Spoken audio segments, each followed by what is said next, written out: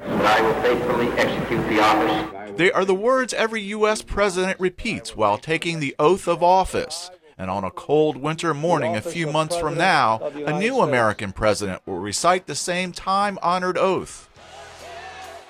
This year marks the 56th U.S. presidential election, dating back to 1789, when George Washington was elected the first American president. At that time, African Americans and women could not vote. This election will be historic.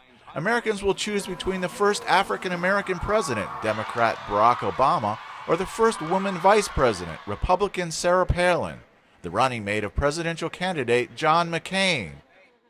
American elections have come a long way over the years.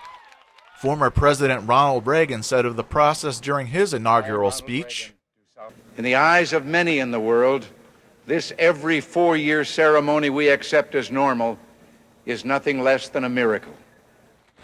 Presidential elections have never been suspended or postponed, not even in times of war or economic disaster.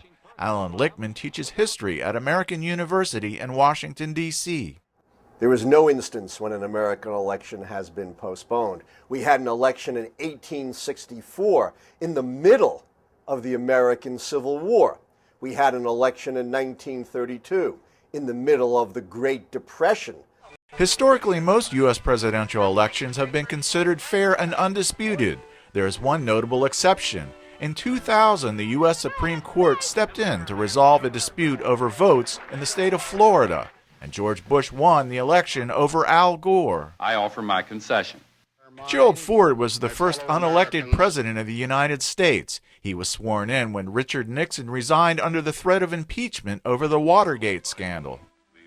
Presidential elections are always held on the first Tuesday in November.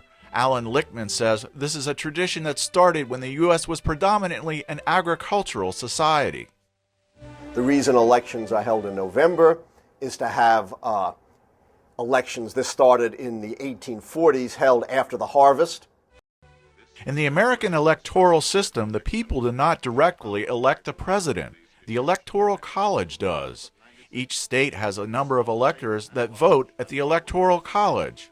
Each state's population decides the number of electors.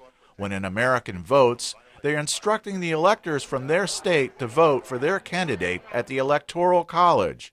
Michael McDonald is a professor of government and politics at George Mason University. We don't directly elect our president in the United States. What we are doing is we are electing members to an electoral college. And those members then meet on December 15th and then select the president. Traditionally, there is a transition period lasting several months between Election Day and the inauguration of a new president. In modern times, the transition allows for the new president to assemble his administration and prepare to take office. The main reasons were the Electoral College needed time to meet and vote.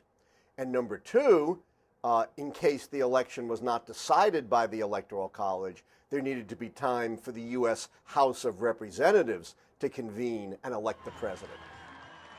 This year's election has been the longest and most expensive in American history. The winner will enter office at a time of great domestic and international turmoil. He will have 4 years to convince the public he is worthy of another term as the electoral process starts anew. For Nadeem Yaqab, this is Jeff Swicord, VOA News, Washington.